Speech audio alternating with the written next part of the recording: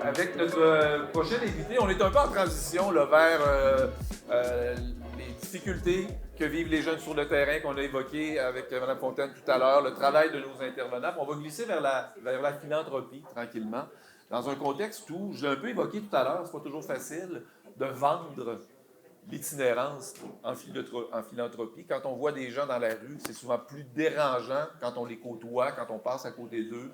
On se sent mal, on se sent parfois agressé, même s'ils ne nous agressent pas, parce qu'on n'est pas habitué, ça ne fait pas partie de notre milieu de vie.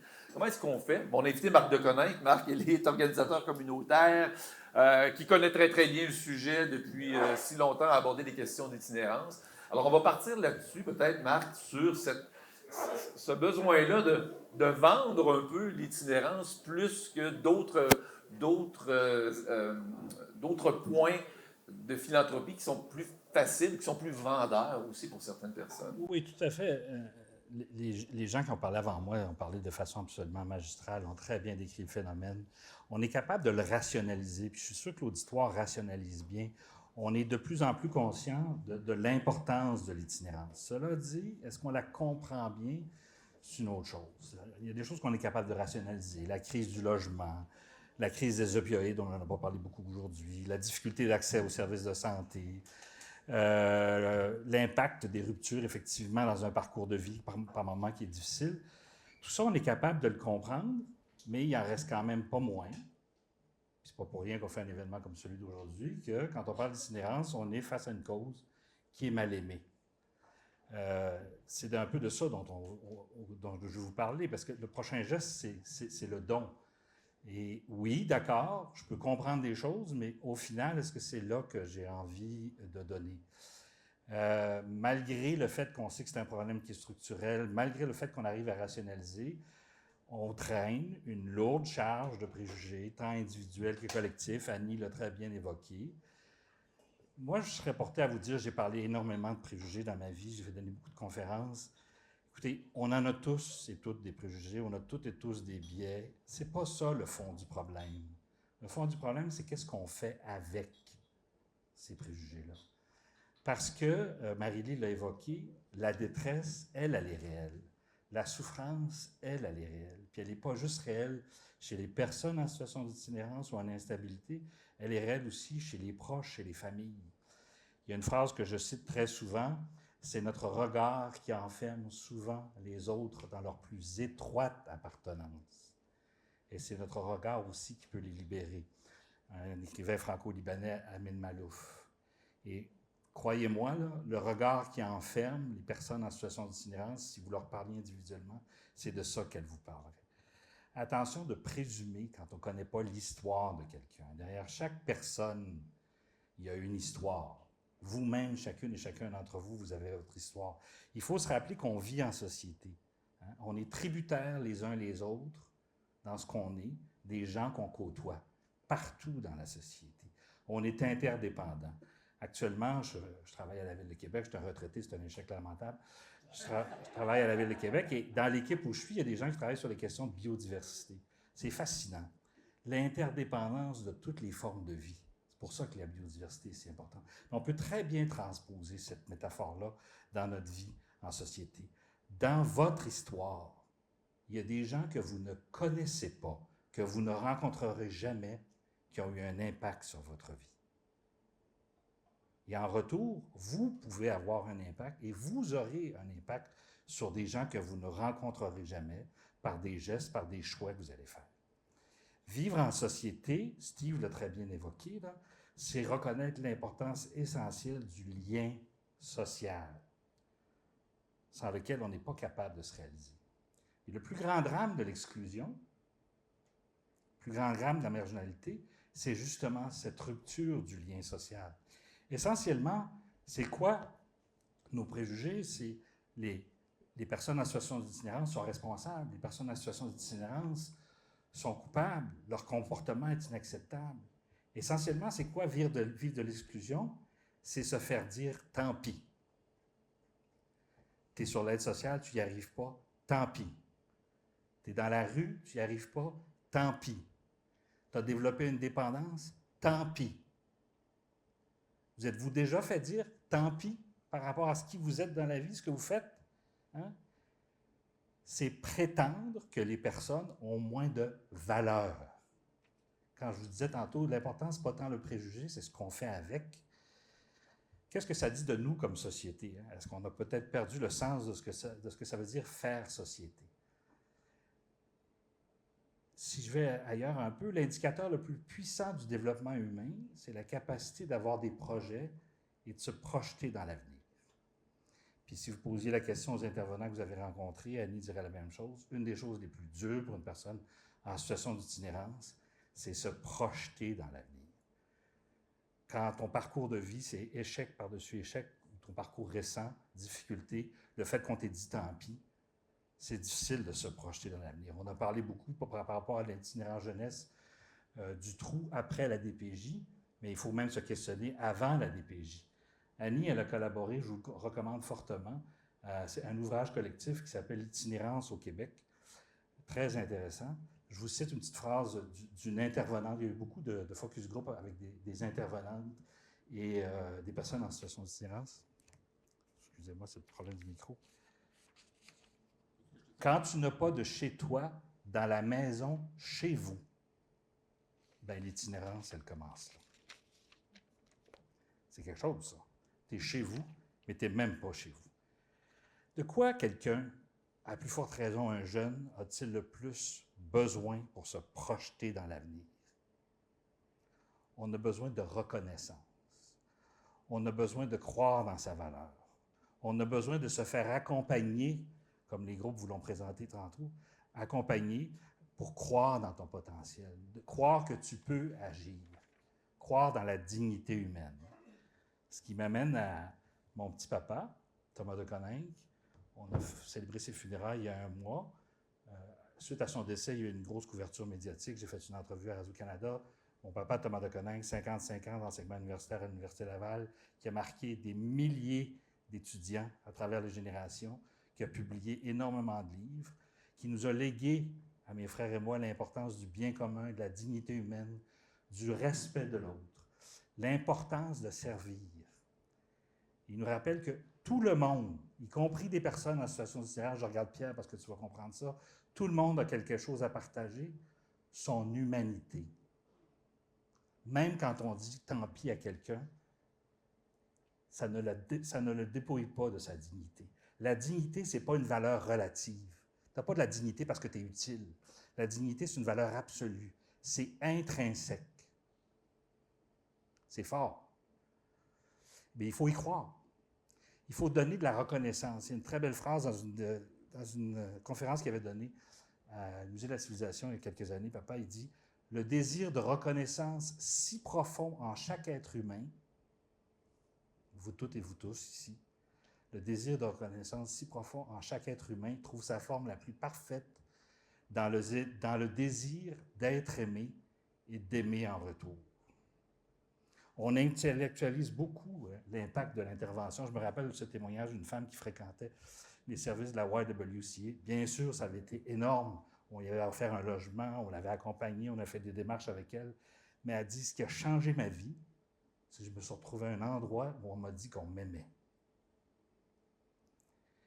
Est-ce que c'est ce qu'on refuse collectivement de donner? Hein? Le regard qui libère, aimer. Tantôt, le regard qui enferme, tant pis. Le regard qui libère, aimer.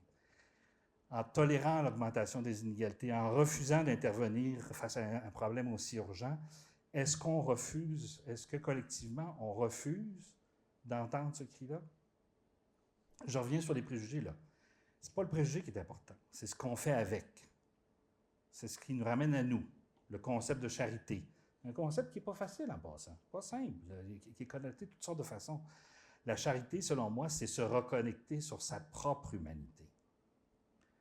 C'est surtout pas donner raison à un proverbe cynique italien qui dit « La main qui donne est au-dessus de la main qui reçoit ».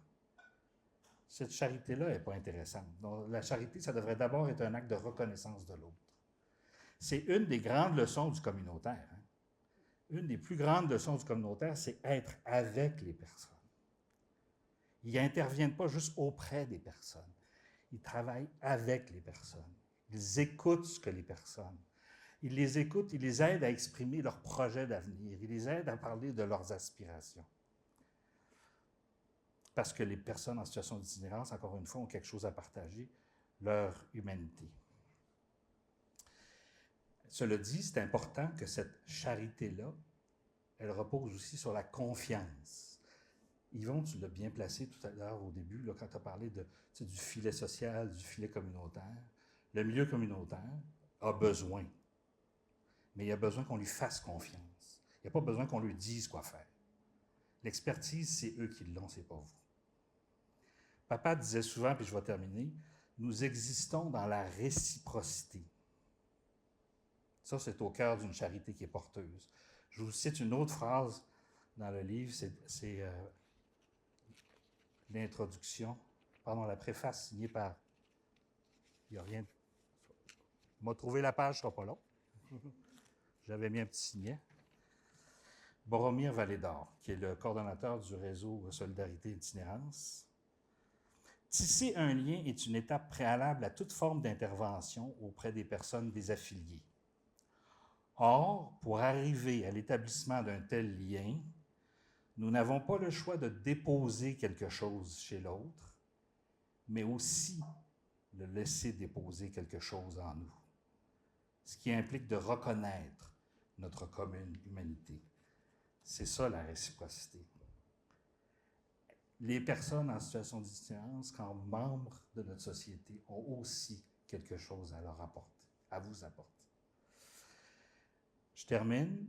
C'est quand même une chance exceptionnelle que vous avez, à travers le mouvement Les Charitables, de faire une différence dans le parcours de vie de quelqu'un que vous ne rencontrerez jamais et qui ne saura pas qui vous êtes. Au final, c'est ça la vraie charité. Comme d'autres que vous ne connaissez pas et ne rencontrerez jamais, ont fait une différence dans votre parcours de vie. Merci.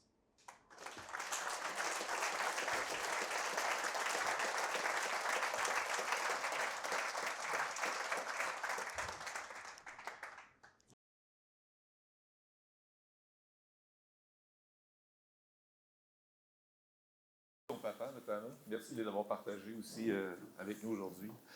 On va poursuivre avec un tour de table philanthropique. On appelle ça Confidence de philanthrope parce qu'on a invité des philanthropes qui nous parlent un peu de leur philanthropie, de ce qu'est la philanthropie pour eux. Donc, je vous les présente. Ils vont venir s'installer à tour de rôle. Je ne sais pas si vous avez tous vos micros, sinon vous passez par derrière. André Couture. André, il est entrepreneur et philanthrope engagé. A consacré depuis plus de 20 ans une partie importante de son énergie et de ses ressources aux jeunes en difficulté, notamment à travers la Fondation Atura. Bonjour André. Dominique Laflamme, qui est gestionnaire de projets à impact social et administratrice de société. Elle accompagne depuis plusieurs années des philanthropes dans leur réflexion et leur engagement. Bonjour. Bonjour. Et Michel Tremblay. Michel est ancien dirigeant du secteur financier chez IA. Michel Tremblay s'implique de façon discrète, mais réfléchie dans des causes liées à la jeunesse. Bonjour. Bonjour. Bonjour. Alors, on va jouer à... Bonjour. On va jouer on se passe le micro. On n'en a pas un là? Non, il faut utiliser celui-là pour que les gens nous entendent. Ah oui? OK, d'accord. Je peux commencer par toi, là. Je me suis pas assis ici pour être le premier, là. C'est vrai? Ben non. Ils m'ont laissé m'asseoir ici, là. Je pense qu'André préfère que tu sois le premier. Ben oui, mais moi, j'aurais préféré que je sois le premier. non. C'est correct, c'est correct. On va y aller comme ça. Plusieurs questions à vous poser sur la philanthropie, sur votre engagement d'abord. Ce qu'est la philanthropie pour vous et l'engagement. Peut-être que Michel pourrait nous dire un mot là-dessus. C'est toi tout le monde, là, si Oui, ça vous va. oui. En fait, il y avait un nom compliqué tantôt, hein? Oui. Ben, le mien est bien simple, Tremblay. Mais tu peux m'appeler Michel pareil, c'est sûr. C'est donner, puis redonner, puis aider. Pour moi, c'est ça, la philanthropie. Je ne mettrais pas ça plus compliqué. Quand je dis aider, donner de l'argent, d'abord et avant tout, je pense que les gens le disent, il y a besoin d'argent. C'est pas qu'il en manque de l'argent, mais il y en a besoin. Il y en a en masse de l'argent. C'est pas l'argent qui est rare. Ce qui est rare, c'est l'amour et le temps. L'argent, il y en a en masse, mais c'est donner de l'argent. Mais après ça, moi, dans mon cas, c'est aussi donner un peu de temps. Aider. Les causes auxquelles je m'attache, j'essaie d'aider un peu les personnes. pas de leur dire quoi faire, mais souvent de les écouter. Le plus étrange qu'on a, c'est quand on écoute les gens, des fois en nous parlant, ils trouvent une solution à leur problème. Tu n'as même pas besoin de leur dire. Juste le fait de parler à quelqu'un qui écoute puis qui est attentif, ça aide beaucoup. Puis, ça rejoint, je fais une parenthèse, ça rejoint exactement ce que vient de dire Marc. Là. C'est vraiment un échange. Hein. On donne et on reçoit, puis on échange avec les gens. oui, puis Marc, il disait, sans jamais les connaître. Effectivement, moi, j'ai aidé beaucoup de personnes sans jamais les connaître. Mais il y en a d'autres que j'ai connues, puis ça a fait une différence aussi. Mais il y a 3 notions que j'aimerais revenir un petit peu là-dessus pour élaborer un peu sans prendre trop de temps. La notion de besoin, parce qu'on peut bien définir la philanthropie, mais je trouve que ce n'est pas très important. C'est peut-être plus de réfléchir un peu ce que c'est. Puis, la notion de besoin, on ne connaît pas la vie des gens. On ne peut pas connaître le besoin des gens. Puis, des fois, le plus grand besoin est, oui, le bénéficiaire ultime, mais aussi l'organisation qui aide. L'organisation communautaire a un besoin important d'être supportée. Et ça m'apparaît extrêmement important parce que c'est cette organisation-là et les gens qui sont là-dedans qui donnent justement l'amour à ceux qui en ont besoin. Et ça m'apparaît extrêmement important. Le deuxième, c'est la question de désintéressement. Les gens disent que la philanthropie, c'est donner avec désintéressement. J'ai de la misère un peu avec ça parce que pratiquement toutes les personnes que je connais, quand ils donnent à une cause qui les intéresse. Puis on peut toujours trouver une cause qui nous intéresse. En tout cas, pour la plupart des gens, je pense. Alors, j'ai un peu de misère avec cette notion-là de désintéressement. On donne à des causes qui nous intéressent, puis je vois ça bien correct, moi, puis ça fait partie de la philanthropie. Le dernier, puis c'est un peu différent un peu, mais je crois beaucoup à ça. Il n'y a pas de petits dons. Tout don a une valeur. Puis je trouverais ça bien plus important des fois de ramasser 250 dons à 200 pièces qui fait 50 000 qu'un autre 50 000. Les gens parlent de pérennité puis de continuité, bien, tu vas l'avoir comme ça plus que d'autres choses. Alors, c'est ce que je voulais dire. Merci. Dominique, sur la philanthropie, ce que ça représente pour toi? La philanthropie, bien, pour moi, c'est une démarche. C'est une démarche en continu. Puis moi, j'ai fouillé. Honnêtement, je ne savais pas c'était quoi la définition officielle de la philanthropie. Et ce qui m'a intéressé le plus dans tout ça, c'est que philanthropie, le mot, ça veut dire l'amour de l'humanité. Puis on en a parlé, Marc en a parlé d'humanité, tu viens de parler d'amour. Quand on met les deux ensemble, bien, c'est ça la philanthropie. Donc, ça enlève un peu cette espèce de préjugé que la philanthropie, c'est réservé à des gens qui ont beaucoup de moyens puis qui font des gros dons. C'est pas ça. Dès qu'on aime l'humanité, on a le potentiel d'être un philanthrope. Alors, pour moi, c'est une démarche en continu qui a commencé jeune et tout comme Michel, qui se concrétise par des dons en argent, évidemment, des dons de temps, d'implication, puis avec le temps, bien, des fois, on développe des compétences qu'on peut aussi partager. Et c'est aussi du don de biens, ça a l'air niaiseux, là, mais tu sais, on accumule tellement de biens dans la vie, quand on n'en a plus besoin, bien, on les donne, ça aussi. Et finalement, c'est un petit peu pourquoi on est ici aujourd'hui. Pour moi, la philanthropie, c'est aussi d'être des ambassadeurs, de partager notre démarche auprès d'autres pour essayer de contaminer le plus de gens possible à devenir des philanthropes. Puis le mot, il est un peu intimidant, là, mais en tout cas, j'ai de la misère à dire que je suis une philanthrope, là, mais en tout cas. Mais aussi, je reviens sur ce que Michel disait. Quand on dit tout le monde peut être philanthrope, il n'y a pas de petits dons, tous les dons sont importants. Mais j'irais aussi, quand on dit à la mesure de nos moyens, puis je termine là-dessus, André, je vais t'espérer après. À la mesure de nos moyens, ça veut dire, quand on n'a pas beaucoup de moyens, on ne peut pas donner beaucoup, mais ça veut dire aussi que quand on a plus de moyens, on devrait donner plus. Puis je donne un petit exemple rapide de mon papa qui est décédé aujourd'hui, donc il ne peut pas se défendre de ce que je vais dire. Mais mon père donnait des montants d'argent à des organismes à chaque année, mettait son rapport d'impôt, puis à chaque année, il donnait le même montant. Puis plus tard, ça m'a frappée, puis je me suis dit, bien voyons, quand ta situation financière s'améliore, puis on parle d'argent, là, mais c'est ça qu'on fait, tu devrais donner plus. Alors moi, dans ma philosophie de don, quand je dis dans ma tête, OK, je vais donner tel montant à telle cause, puis je me pose toujours la question, est-ce que je pourrais donner 2 fois plus, 3 fois plus? Est-ce que ça changerait quelque chose vraiment pour moi versus ce que ça changerait pour l'organisme? Alors, le donner à la hauteur de ses moyens, ça va dans les deux sens. Ça, c'était ma définition de la philanthropie. Oui, intéressant. Très complémentaire aussi à ce que vient de nous dire Michel. André, si je te demandais le sens de la philanthropie, de ce qu'est la philanthropie pour toi? Premièrement, la philanthropie, pour moi, c'est quelque chose qui s'apprend. Ça se cultive. On n'est pas tous nés Mère Teresa. Il y a des façons de le faire.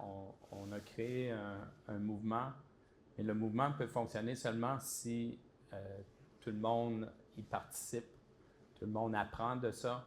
Aujourd'hui, c'est une séance d'éducation, de se conscientiser d'une certaine problématique spécifique qui m'est à cœur. Mais de base, souvent, ils vont dire faites-vous un budget. La philanthropie, surtout pour les gens qui sont habitués à gérer peut-être de l'argent, puis ça fait partie un petit peu d'une implication sociale qu'on se doit de faire et puis qui ne vient pas nécessairement naturellement, mais il faut commencer à quelque part, ça se développe. Puis mon expérience à moi, c'est que plus on en fait, plus on veut en faire. Et ça se structure, la philanthropie aussi. Ceux qui ne veulent pas avoir de structure ont juste à explorer des organismes comme Centraide, qui est un fantastique mouvement de gestion de fonds, si on peut dire. Et d'autres personnes, d'autres individus sont plus attirés sur des causes spécifiques qui veulent s'impliquer. C'est tout aussi fantastique. Je pense que ce qui est important, c'est de commencer à quelque part, puis de vouloir vraiment voir ça comme étant quelque chose qui sera toujours en croissance. Aujourd'hui, j'ai une fondation, j'ai Véronique qui m'aide beaucoup, j'ai ma conjointe Sonia qui m'aide aussi. Et puis, si Atura était une business, puis on avait des analystes, je pense qu'ils diraient « Wow, ça c'est une business en croissance! » C'est ce qu'on veut. Ben, il y a une notion, je vais te laisser le micro encore, André, parce qu'on va compléter un petit peu, puis il y a un complément avec ce que disait Dominique tout à l'heure sur la sensibilisation, l'importance de le dire, d'en parler, de participer à des rencontres comme aujourd'hui, hein, de ne pas se cacher comme philanthrope. Comment on concilie la discrétion que certaines personnes veulent avoir comparativement à l'expression du don qu'on fait, l'importance d'être philanthrope et de le dire haut et fort? Puis le mouvement Les Charitables s'inscrit dans ce sens-là aussi. Pourquoi le faire de cette façon-là? moi, je suis le meilleur exemple. Premièrement, je viens d'une famille, on a manqué de rien. Mes parents n'étaient pas nécessairement cheap, mais je ne dirais pas qu'ils étaient des grands philanthropes. Et puis, pour moi, la philanthropie, c'est un éveil plus vers 40 ans, mettons. Et au début, j'étais complètement anonyme pendant 15 ans. J'avais une peur de me montrer en public. Et puis, je ne voulais pas me faire achaler. Tous les préjugés normaux là, qu'on entend généralement. Et puis, tranquillement, je suis sorti du garde-robe parce que finalement, j'étais le donateur anonyme le mieux connu de Québec. Et puis, je me nourris pas de la notoriété, mais la façon que je veux utiliser la notoriété, c'est avec le mouvement des charitables pour pouvoir donner l'exemple à plein de gens. Je ne veux pas les traiter de cheap. Je veux donner l'exemple. Et puis, le fait qu'on est maintenant rendu à quasiment 200 signataires, et puis que c'est un mouvement que je crois qui va prendre de l'ampleur, je pense que c'est la meilleure façon pour moi de partager mon expérience. Merci, merci André. Michel,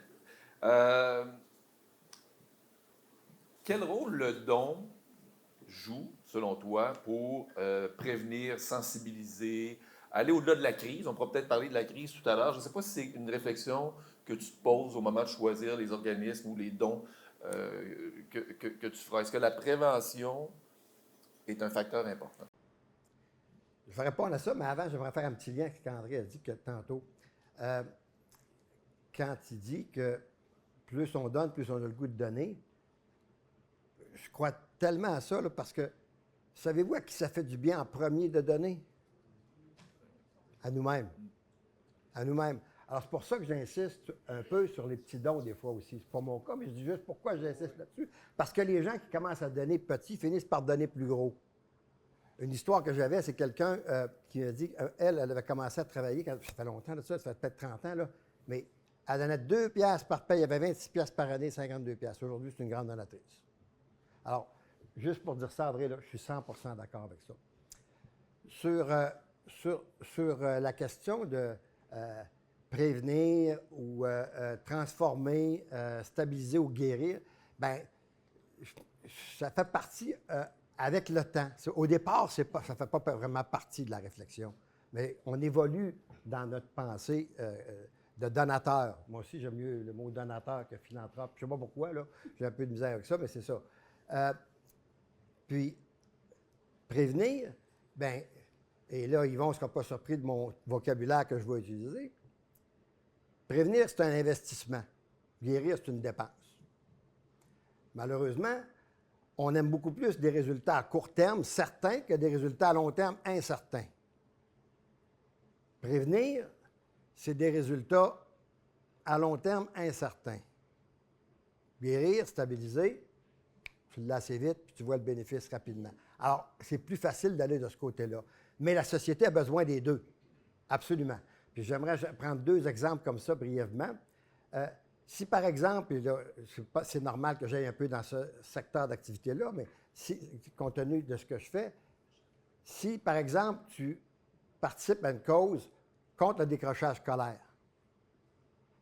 ça se mesure, puis tu vois des résultats avec quelques années. Ça ne prend pas 100 ans, mais quelques années, mais ce n'est pas tout de suite même matin. Mais les résultats pour la société sont beaucoup plus difficiles à mesurer, puis ça prend beaucoup plus de temps, puis sont beaucoup plus incertains. Mais si tu participes à une cause qui intervient sur le terrain, dans l'aide des gens qui sont en situation de crise puis en besoin ponctuel, tu vois immédiatement les besoins. Beaucoup plus facile de donner celle-là qu'à l'autre, mais on a besoin des deux. Absolument besoin des deux. Alors moi, je crois beaucoup aussi dans investir, donc c'est normal, donc d'en prévenir, mais c'est plus difficile pour les gens, je pense, en général, d'accrocher à ça. J'ai envie de te relancer dans une sous-question, parce que c'est quelque chose que je me pose comme question aussi. Est-ce qu'on ne délègue pas, finalement, le travail à d'autres, puis est-ce qu'on ne se détache pas à travers un don? Est-ce qu'il n'y a pas un risque de se détacher à travers le don du résultat? Autrement dit, je donne à Centraide, par exemple, puis Centraide va faire le travail, va redistribuer, mais parfois, on est loin de ce qui se passe sur le terrain, puis du travail, puis du résultat. Est-ce qu'il y a moyen de concilier ça? Bien, en fait, le moyen que moi j'ai trouvé, c'est justement de prendre des causes spécifiques et de me rapprocher des gens qui font que cette cause-là fonctionne puis fait un changement dans la société. Pourquoi tu le fais comme ça, toi? Bon, je le fais comme ça parce que j'ai participé à des conseils d'administration, puis j'en ai fait en masse, mais maintenant, je ne fais plus ça. J'ai constaté que ces personnes-là avaient plus besoin de ce soutien-là personnel, proche d'eux, puis qu'ils peuvent appeler quand ils veulent, que juste des gens de conseil d'administration. C'est mon constat personnel. Je ne veux rien enlever aux gens qui font du conseil d'administration. Ça n'en prend, puis c'est essentiel. Mais moi, je l'ai fait, puis je suis rendu ailleurs. OK. Dominique, prochaine question. Pourquoi intervenir tôt, plutôt que d'attendre la situation de crise, au fond? Et puis dans les choix de dons qu'on fait comme donateur, il y a ça aussi. On peut donner à des organismes en crise ou faire, comme Michel le dit aussi, aller dans la prévention, même si dans la prévention, on voit peut-être moins le résultat à long terme parce qu'on évite des crises. Petite parenthèse, j'ai eu une distraction tantôt, puis je me suis aperçue que c'était nous 3 qui vous invitiez aujourd'hui. Ça fait que merci d'être là. Merci d'avoir accepté notre invitation. Je pense que nos experts ont beaucoup répondu à cette question-là tantôt. Là. Autant Mme Fontaine que les gens qui sont sur le terrain, prévenir, c'est tellement important. Ça n'enlève rien à guérir aussi, comme tu viens de le dire, Michel. Moi, au contraire, je trouve qu'avec des organismes de prévention, on en voit des résultats. On voit même des résultats très tangibles des fois. Puis ce qui est intéressant de ces organismes-là, c'est qu'ils suivent les jeunes dans leur parcours sur une plus longue période. Donc, comme donateur, bien, en principe, tu les suis aussi, ces jeunes-là. Fait que je trouve que il y a quand même une constatation de résultats concrets dans la prévention. Et évidemment, on en a parlé amplement tantôt, là, travailler sur un jeune qui avant d'être en crise, c'est tellement plus porteur. Non seulement c'est plus porteur sur lui, mais c'est plus porteur sur tous les gens qui sont autour de lui, des familles, des gens dans les écoles, etc. Donc, je pense que c'est essentiel de travailler en prévention pour c'est nos qui le disait tantôt, là, c'est nos générations futures, c'est nos leaders de demain, c'est nos présidents de l'Industrielle Alliance de demain. C'est super important. OK, donc pourquoi les jeunes en difficulté? Parce que c'est le thème de la rencontre aujourd'hui aussi. Tu y réponds un petit peu, là, mais pourquoi spécifiquement les jeunes en difficulté? Bien, moi, personnellement, je raconte ma petite histoire. J'aime pas tant ça, là, mais je le fais pareil parce que je pense que c'est un bon exemple. À un moment donné, j'ai été élevée, moi, judéo-chrétien, là. Alors, ma mère était à la maison et puis faisait du bénévolat. Alors, un jour, je me suis dit, bon, là, j'ai un peu de temps, je vais faire du bénévolat. Puis là, je savais pas vraiment. Puis je pense qu'André, c'est important ce que tu disais tantôt. Les gens, ils savent pas par où commencer, là. Alors, moi, je me souvenais de mon grand-père qui m'avait dit qu'il donnait à la Maison Dauphine. Je savais même pas c'était quoi la Maison Dauphine. J'imagine qu'il y a pas mal de gens qui savent c'est quoi, là, c'est la Maison Dauphine. Un organisme qui vient en aide, évidemment, aux jeunes qui sont en itinérance, en errance, pour éviter qu'ils deviennent en itinérance. Et donc, j'avais dit, ben je vais appeler. Alors, j'ai pris le téléphone, j'ai appelé, puis j'ai dit, ben bonjour, moi, j'aimerais ça faire du bénévolat chez vous. Bon, alors, je suis arrivée dans toute ma naïveté de petite fille de Sainte-Foy, éduquée d'université, j'arrive à la Maison Dauphine et j'ai eu un méchant choc quand je suis arrivée là. Je m'étais habillée tout en noir parce que j'avais vu que tout le monde était habillé en noir là, à la Maison Dauphine. Alors, je m'étais dit, bon, peut-être que ça va passer mieux. Je vais passer dans le plus inaperçu. Et j'avais eu un choc de voir ces jeunes devant moi. Et comme quelqu'un disait tantôt, là, avec toutes les roches dans leur pack-sac, puis alors mes préjugés, j'avais des préjugés énormes qui se sont tous effondrés quand j'ai rencontré ces jeunes-là. Et à travailler, parce que j'ai été bénévole à la Maison Dauphine pendant 2 ans, et à travailler avec ces jeunes-là, j'ai vu le travail qui était fait. Je n'ai pas travaillé auprès des jeunes directement, mais je voyais les intervenants travailler auprès de ces jeunes-là, et je voyais les impacts jour après jour de ce travail-là. Et pas linéaire aussi, quand quelqu'un disait ça tantôt aussi, là, alors ça chute, ça remonte, ça chute, mais on les voyait se sortir tranquillement de leurs problèmes et de revenir avec la dignité, puis de penser au futur. Alors ça, moi, ça m'a touchée. Puis j'ai rien contre toutes les autres causes. Là. Les autres causes sont très bonnes aussi, mais le jeune, pour moi, il venait me toucher profondément. Puis je viens de voir Linda dans la salle. Hier, on est allé visiter l'École oraliste de Québec avec, encore une fois, des jeunes qui ont des difficultés puis qui ne sont pas capables d'avoir accès aux services, puis arrivent dans une école comme ça et le changement est foudroyant. Puis là, on parle de petits qui ont des avenirs incroyables grâce à ces dons-là qu'on fait à ces organismes-là. Mais ce qui est important, ton témoignage, parce que c'est le contact direct, hein, ce que disait Marc tout à l'heure, là, c'est pas la main qui donne puis la main qui reçoit, c'est le contact direct qui, pour toi, est un facteur de sensibilisation très, très grand et un facteur de déconstruction de préjugés. C'est un beau témoignage. André, si je te posais la même question sur la jeunesse, pourquoi la jeunesse dans le geste philanthropique?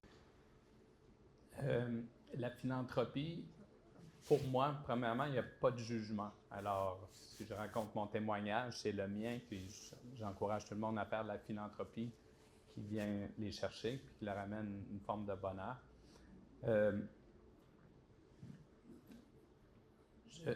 Pour moi, ma philanthropie, il y a premièrement une base, c'est régionale.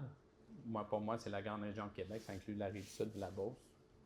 Et j'ai une partie de ma philanthropie qui est qu'est-ce qu'on fait comme si on est un bon citoyen. Il faut toucher les arts, il faut toucher la santé, il faut toucher l'éducation, le sport.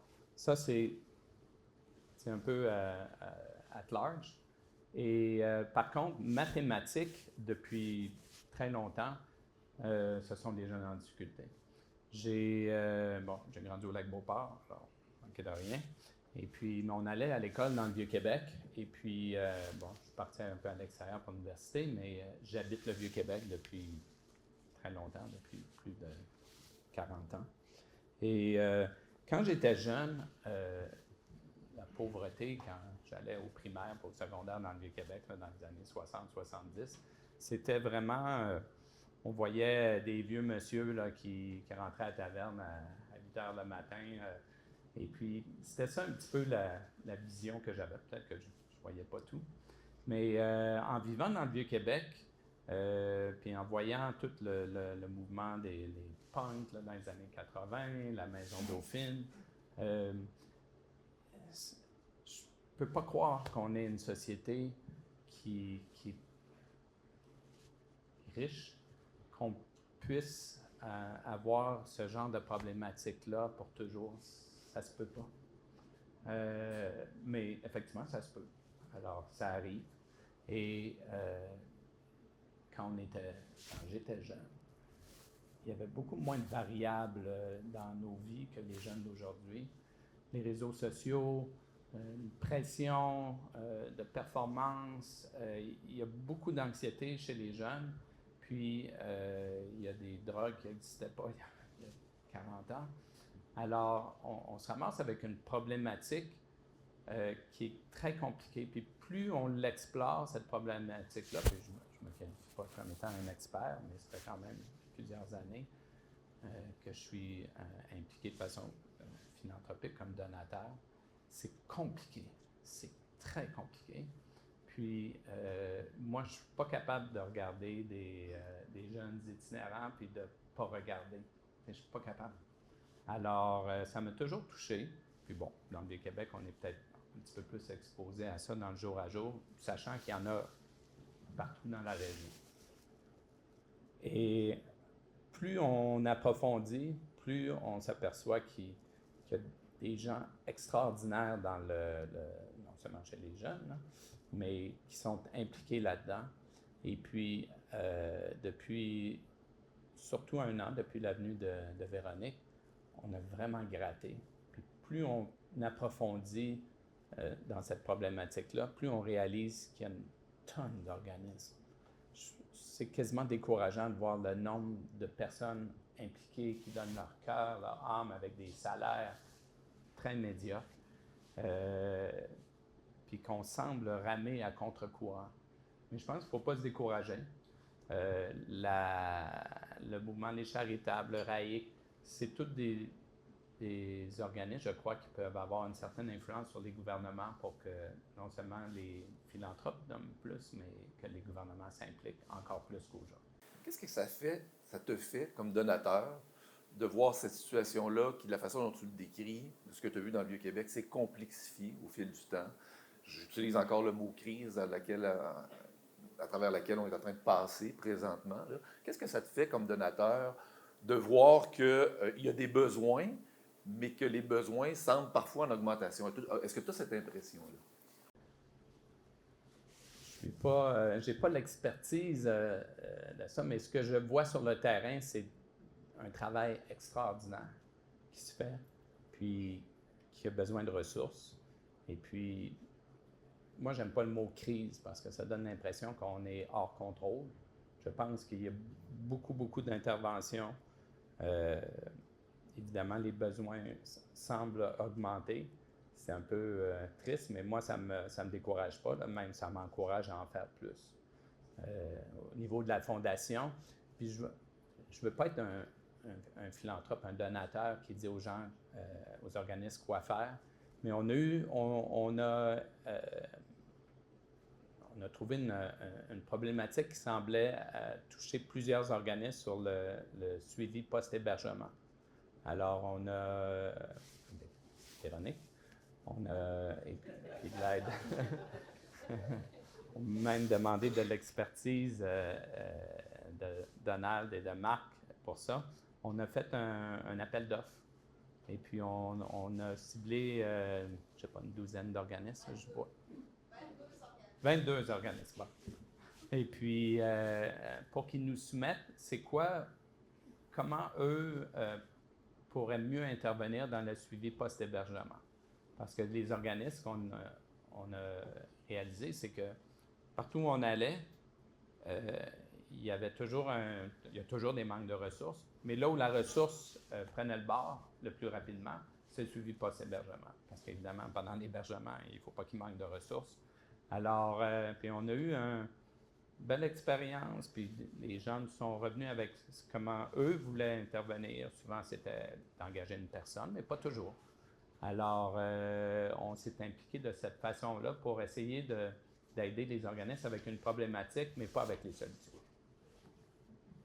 Dans le temps qui reste, j'ai envie aussi de vous parler de découragement ou de non-découragement là, vis-à-vis les besoins, un peu comme je viens de le faire avec André. Comment vous le vivez, ça? Puis est-ce que c'est au contraire, comme André, c'est un motivateur pour donner davantage, pour vous impliquer davantage, Dominique? Comment ça se dit chez toi? Absolument. Puis moi, je me rappelle, il y a 20 ans, à la Maison Dauphine, on était passé du mot problématique à multi-problématique.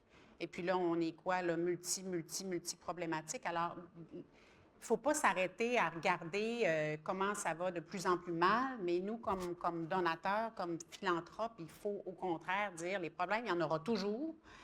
Des fois, ils vont être plus gros, des fois, ils vont être multiples, mais au contraire, moi, comme André, là, je trouve que c'est motivant, puis on a envie d'aller encore plus brasser là, ceux qui ne veulent pas donner, là, puis de leur dire, écoutez, là, on a besoin de vous, on a besoin de tout le monde. Moi, je trouve que c'est une motivation, puis sachez, pour ceux qui travaillent dans les organismes, là, qu'on est motivé, puis on ne vous lâche pas. Michel, sur le même thème? En fait, je n'irai pas sur le même thème, ça. Parce que j'ai remarqué depuis le début que tu prends les questions comme tu le souhaites, mais c'est bien correct aussi. Parce que je veux partager quelque chose de bien important. Pourquoi les jeunes? Oui. Bon, parce que moi, j'ai été récipiendaire de bourse. Je viens d'un milieu pas pauvre, mais où les parents travaillaient juste pour finir la fin de mois. Alors, j'ai eu la chance d'avoir des bourses pour aller au Petit Séminaire de Québec, au Collège François de Laval. Alors, ça m'a incité, moi, à redonner et à faire ça dans le futur. Il ne reste pas beaucoup de temps, mais j'ai été exposé, par exemple, à des gens qui travaillaient des jeunes en difficulté, faisaient des camps d'été et supportaient du support scolaire. Et c'est cette personne-là que j'ai voulu aider. Et j'ai commencé par donner des bourses sur une base anonyme, à subventionner justement des écoles. C'était au Collège Jean-de-Brébeuf à Montréal. À l'époque, j'étais à Montréal. Alors, j'ai fait ça pour aider ça.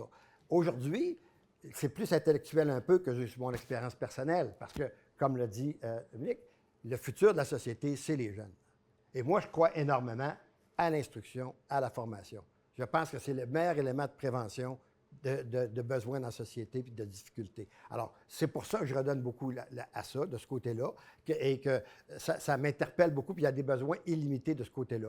D'ailleurs, quand j'entendais le monsieur parler, monsieur là-bas tout à l'heure, qu'ici au Piolet, ce qu'ils font, entre autres, c'est de donner des cours de formation de cuisine. Est-ce que c'est ça que vous avez dit?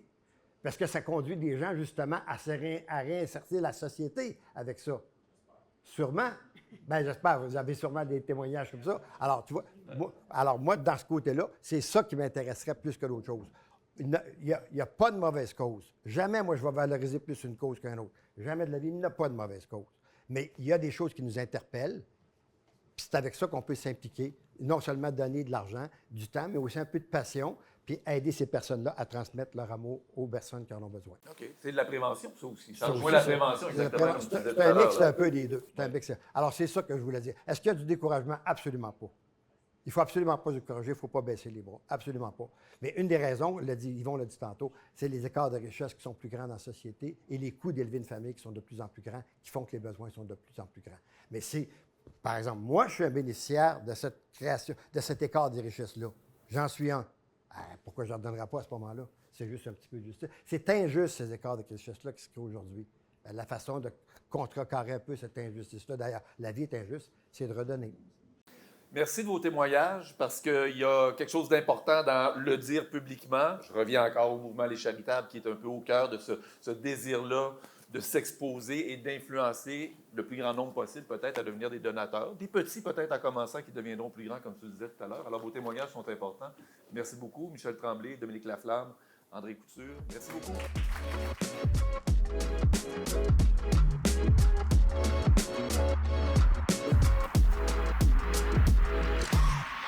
Voilà, on enchaîne pour le dernier bloc. On est pas mal dans les temps, ça va aller. Hein? On a bien fait ça, on a bien respecté le chronomètre jusqu'à présent. Pour compléter la rencontre, puis vous aurez le temps qui vous reste si vous avez envie de discuter entre vous tout à l'heure avant de repartir vers vos autres tâches. Pour la clôture, on invite de Québec Philanthrope Émilie Sirène Parent, qui est directrice stratégie des dons en philanthropie. Des dons et des fidélisation. Merci beaucoup. Allons-y avec le mot de conclusion, s'il vous plaît. Un titre qui est long qu'on a changé cette semaine, donc stratégie en stratégie philanthropique. Hein? Plus simple. Plus simple, moins long, on comprend. Donc, en fait, au nom de la Fondation Québec Philanthrope, du mouvement Les Charitables, on voulait vous remercier de votre présence, de votre écoute, puis je pense de la richesse des échanges qu'on a eus aujourd'hui. La thématique, en fait, donc, vraiment de l'itinérance jeunesse, comprendre, prévenir et agir avant la rupture. Bien, en fait, ce qu'on va retenir, c'est qu'au-delà des parcours difficiles, au-delà des statistiques, il y a des jeunes avec leur parcours, leur histoire, leur potentiel, puis des jeunes qui ont besoin d'être accompagnés avant justement que cette rupture-là puisse arriver, qu'on puisse les aider. Donc, vous me permettrez mes notes pour n'oublier personne, mais on tient à remercier, c'est ça, Dominique, André et Michel de l'invitation aujourd'hui, le Piolet qui nous accueille chaleureusement ce matin. Je souhaite également souligner l'engagement de toutes les personnes qui ont rendu l'atelier possible. C'est un travail qui repose sur une implication bénévole et généreuse. Donc, Annie Fontaine, Marc Deconinck ce matin. Nos organismes invités, donc Marie-Caroline Lorenzo, ainsi que Véronique et Catherine. Et un tout merci particulier à notre animateur pour une deuxième fois, Claude. Merci d'être présent avec nous ce matin.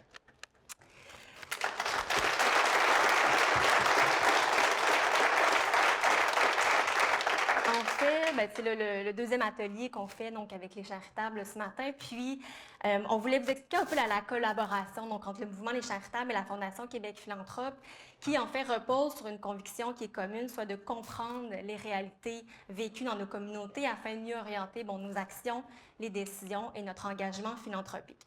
Donc, c'est vraiment en créant des espaces de dialogue, de réflexion, vraiment comme ce matin. On souhaite favoriser une vision qui est collective, qui est plus éclairée, plus humaine et porteuse de changement. Dans cette même vision-là, donc en fait de mieux comprendre les besoins pour agir ensemble, on vous invite au prochain atelier qui aura lieu le 3 juin prochain, donc à 16h au Musée de la Civilisation.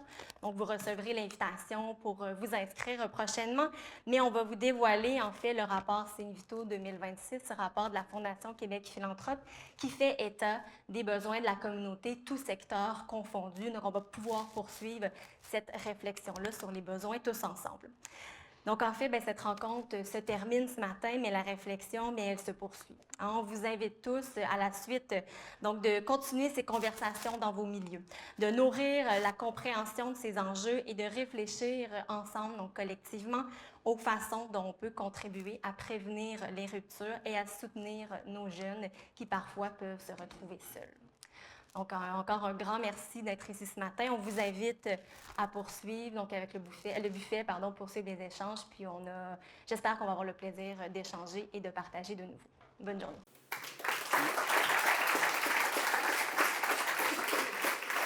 Merci, Émilie. Merci à vous. Alors, je vous laisse, dans le temps qui reste, échanger entre vous, poursuivre les discussions.